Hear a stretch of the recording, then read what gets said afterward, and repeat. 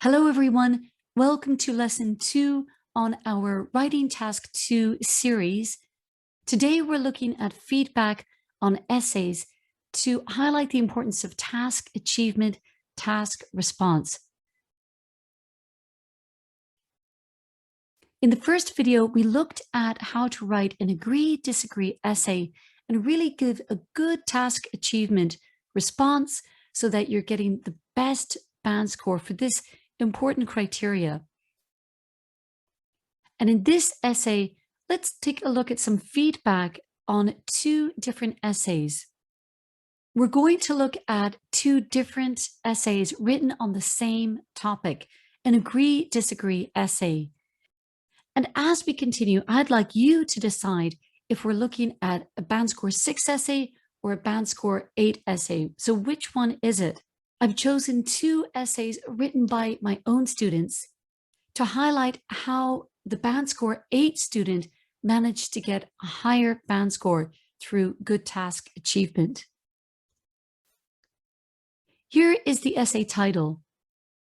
Housing is essential for people. Some argue that the government should offer free housing for people who cannot afford it. Do you agree or disagree with this statement?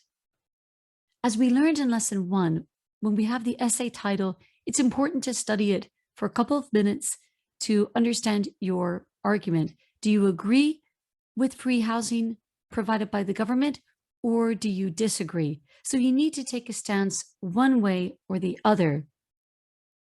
And your argument, your main idea, needs to be crystal clear in the introduction with 2 reasons. Let's see what my first student wrote. So she wrote, accommodation is a necessary item for a lot of people, and some consider that a house to live is one of the basic luxuries for every human being. I believe that the authorities should provide a house for many members of our society. Although many people may oppose this idea, there are several reasons to back up this argument.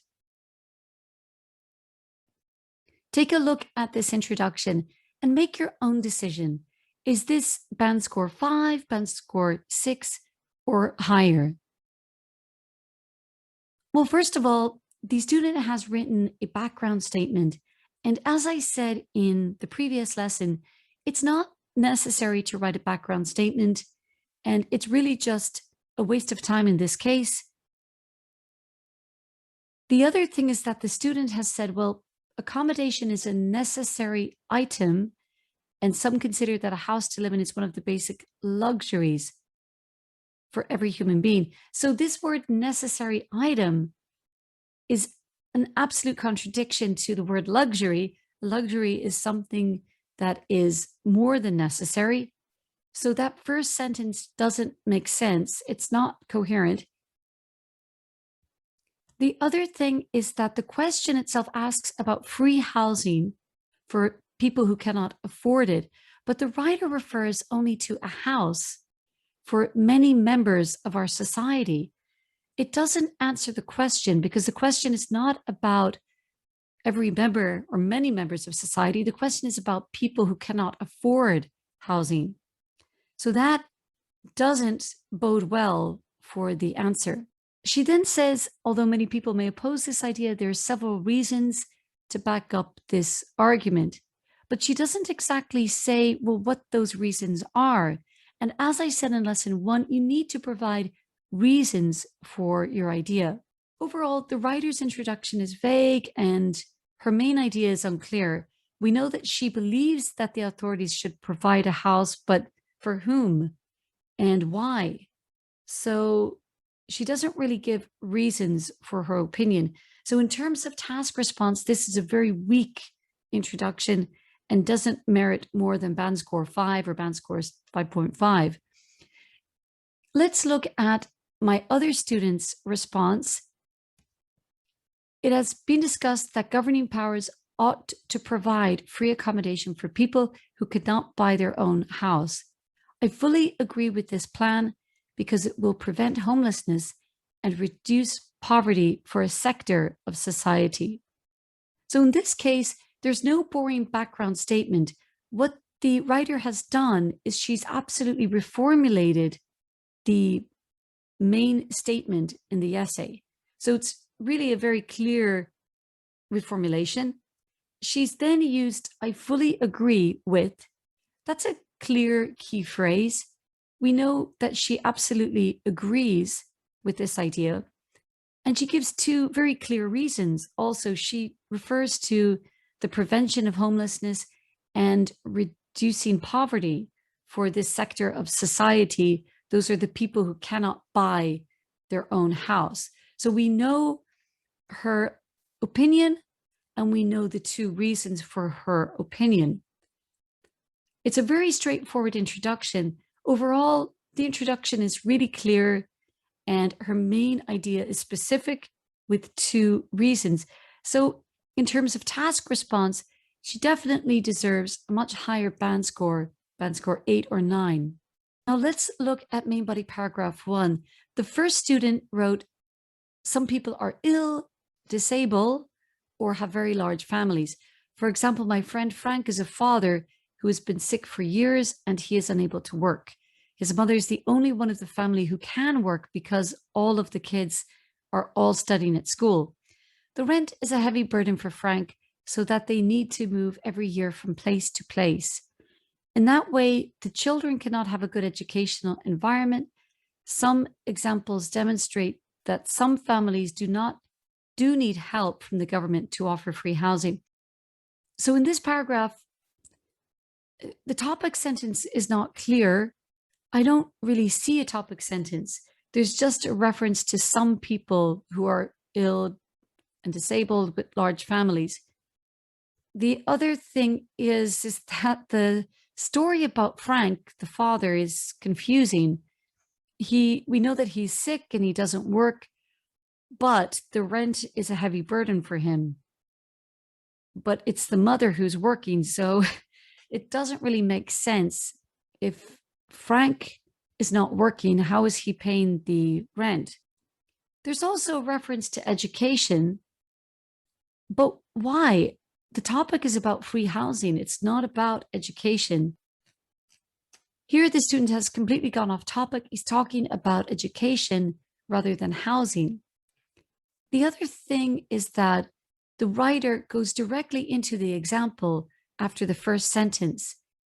So there's no topic sentence, there's no explanation, and an example that is not clear or understandable. So unfortunately, this writer has not at all responded to the question in paragraph 1, and he or she is getting a lower band score.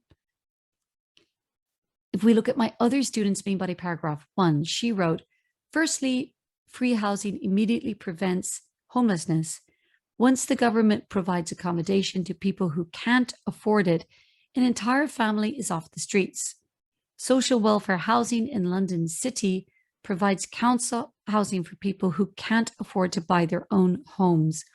In this way, residents can buy half of the property over several years, while the other half is owned by the government. Studies have shown that this initiative has reduced the level of homelessness in the inner city." Here we go. We've got a very nice topic sentence at the beginning with "firstly," so nice cohesive device. So we know immediately that the writer thinks that free housing prevents homelessness. So it's very simple and short, but clear. And then she refers to the explanation. She explains that when a government provides accommodation to the people who can't afford it, it prevents a homelessness of a family. And then she gives the example about London City. So it's a clear explanation explained by the welfare system. The example is coherent, and there is also that cohesive final sentence. Studies have shown that this initiative has reduced the level of homelessness in the inner city. So overall, this is a very understandable paragraph. The examiner sees it and understands it. Whereas in the first example, the examiner cannot understand it. It's not clear. And the examiner is going through essay after essay after essay. she doesn't want to have to completely read over the sentences for a long period of time. That will merit a lower band score. But this paragraph is absolutely clear and merits band score 9. Main body paragraph 2. The first student wrote, a second reason to support my argument is that living costs in the city are too high for a newcomer on a low income to afford.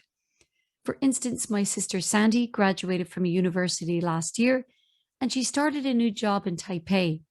She is obliged to spend half of her salary on expenses. Additionally, she needs to pay for a tuition loan. Because of this situation, she cannot have any savings for future plans. Consequently, policies offering free housing for these types of people would allow them to contribute more to society. So the writer attempts to give a good second reason with the topic sentence. But the problem is that this idea was never introduced in the introduction. It's completely out of the blue. So it's disconnected with the entire essay. The other thing is that the reference to Cindy is immediate. There's no explanation. The example just comes out of the blue also, and it's off topic. It doesn't relate to housing. And the example doesn't really clarify how free housing for students can help the rest of society. For example, people who are poor or people in the inner city. So off topic, not a clear example. Again, very poor task response here. If we look at my other student's paragraph, she wrote, it's clear that free housing reduces poverty globally. Once an individual or family is accommodated, there is a much greater chance that the residents can find work. As employers require a fixed address for new applicants, people with housing can find employment much faster than if they were homeless. Moreover, having a fixed abode allows inhabitants to other resources, such as assistance, public schooling, and religious support. It is for this reason that several governments already provide free housing along with multiple social supports for those in need. Topic sentence is short, but the writer explains it in the second and third sentences. So we know exactly her opinion that free housing reduces poverty. And my student also developed her argument by explaining how free housing reduces poverty in the example. Overall, this paragraph is very understandable and very clear. The conclusion of the essay, my first student wrote, in a nutshell, I believe that the government should offer housing free of charge to new professionals and people struggling with disability and family issues. In that way, citizens of our country who are challenged by difficulties can give back to society in a more equal and prosperous way. Do you see what's wrong with this conclusion? I mean, apart from the linker, which is inappropriate, we don't use in a nutshell. It's too informal for an IELTS essay. Instead, we use to conclude. For some reason, a lot of my students seem to use this linker in a nutshell over and over again, and it's just not appropriate. Regarding task response, the student is off topic. The question was specifically about people who cannot afford housing. So that's people who are in financial difficulty, but she refers to people like new professionals and people with disability. That's not the same thing. So she didn't understand the question, or she didn't take the time to really read it and to understand it. And in the second sentence, it refers to citizens of our country giving back to society. It doesn't even refer to the question at the beginning in the essay title. What can we learn from this? We can learn that it's absolutely vital to take time to read the question and to understand it. So those 2 or 4 or 6 minutes that you spend at the beginning to read the question, to break it down, to establish your opinion is golden, because that will help you to give a good task response. Overall, her conclusion fails to answer the question and the task is not achieved. We look at my second student's response. This is the lady who got Bandscore 9, actually. And she wrote, to conclude, I feel that all governments should implement free housing for the sector of society that needs housing urgently. This will result in a significant drop in homelessness and lowered poverty in countries worldwide. Now, today we're not examining the vocabulary, but you can see that she's used the correct linker. Her use of language is very appropriate, very nice, complex sentences. But apart from all of that, she fully answers the initial question. She says that the government should pay for housing for those who cannot afford it. So that's the main opinion. And she gives those two reasons in the conclusion also, the drop in homelessness and the lowered poverty. So she's really summarizing it very beautifully. Overall, the conclusion sums up her main opinion and two reasons presented in the introduction and throughout the essay. This is a very succinct conclusion. So wrapping up, what is task achievement? It means you're devoting 4 minutes at the start of writing task 2 to fully understand the question and formulate your opinion. So take about 4 minutes to do that before you create your vocabulary and your structure. Answer all parts of the question. So if it's problem solution essay, answer the problem, explain the solution. If it's agree, disagree, explain why you agree or disagree and give two reasons. If it's a discussion essay, discuss both views. Discuss view 1, discuss view 2. If it's a double question essay, answer both questions.